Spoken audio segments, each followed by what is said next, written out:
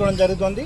అంతేకాకుండా ఎవరైతే ఈ సైలెన్సర్స్ మాడిఫై చేస్తున్నారో వారిని అన్ని ఐడెంటిఫై చేసి సైలెన్సర్ లాంటివి డిస్కార్డ్ చేయడం జరుగుతుంది. అంతేకాకుండా మెకానిక్స్కి కౌన్సిలింగ్ ఇవ్వడం జరుగుతుంది.